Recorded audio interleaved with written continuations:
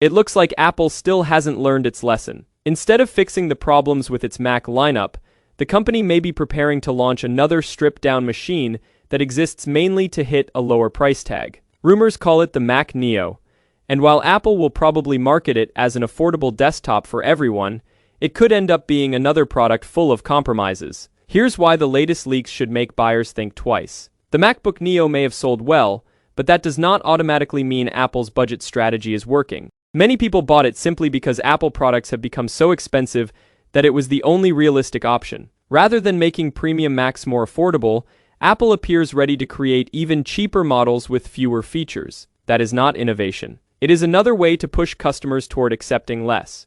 Apple's Mac lineup has become more expensive almost every year. The MacBook Neo no longer offers the bargain it once did, and the Mac Mini has slowly moved out of reach for many buyers. Instead of lowering prices on existing products, Apple seems ready to introduce another weaker machine just to make its pricing strategy look better. That is a convenient solution for Apple, not for customers. According to leaks, the Mac Neo will sit below the Mac Mini as Apple's cheapest desktop. On paper, that sounds exciting. In reality, it could simply become Apple's newest good-enough product, packed with limitations that remind buyers why the more expensive Mac Mini exists. The rumored design raises even more concerns. Reports suggest Apple could make the Mac Neo thinner than the Mac Mini while removing the cooling fan completely.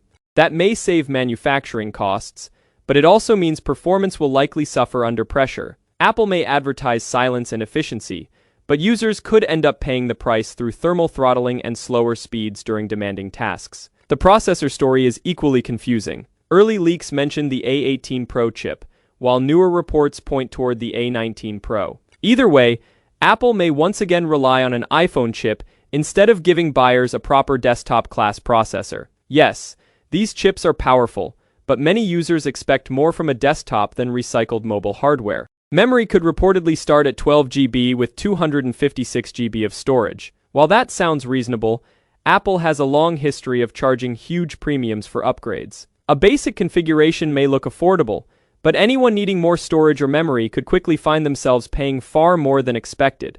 Do not expect generous connectivity either. Rumors suggest only a handful of ports including USB-C, HDMI, Ethernet, and power. That means fewer expansion options and fewer reasons to choose it over competing mini PCs that often offer much better value and flexibility at similar prices. Apple will probably claim the Mac Neo is perfect for web browsing, office work, streaming, online classes, coding, and light editing. That may be true, but almost every modern budget computer can already handle those tasks. The real question is whether this machine will continue performing well when workloads become heavier. Without active cooling, the answer is probably no. Apple will likely promote the ability to use your own monitor, keyboard, and mouse as a major advantage. But that is hardly a breakthrough. Every desktop computer offers the same flexibility. Presenting standard desktop features as something special feels more like marketing than real value. The biggest winner from the Mac Neo may not be customers. It may be Apple itself.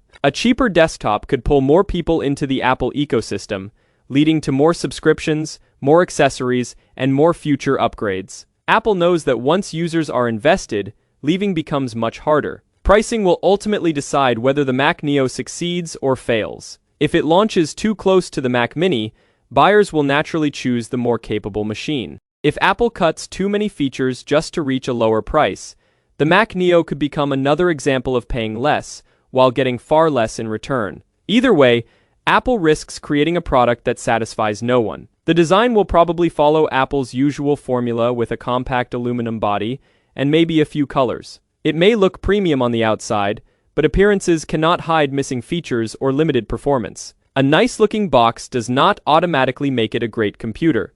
Current leaks suggest the Mac Neo could launch in March or April 2027, likely alongside a refreshed MacBook Neo. It is expected to use the A19 Pro chip if Apple's plans remain unchanged. As for pricing, analysts expect the Mac Neo to start between $399 and $499, with a base model offering 12 GB RAM and 256 GB storage. Higher storage options will almost certainly cost significantly more, as usual with Apple. For now, the Mac Neo looks less like an exciting new desktop and more like another carefully calculated way for Apple to sell a cheaper product with expensive compromises. Until Apple proves otherwise, these leaks give buyers more reasons to stay skeptical than excited. That's all for today's update. What do you think about the rumored Mac Neo? Would you buy it? Or is Apple asking customers to settle for less again?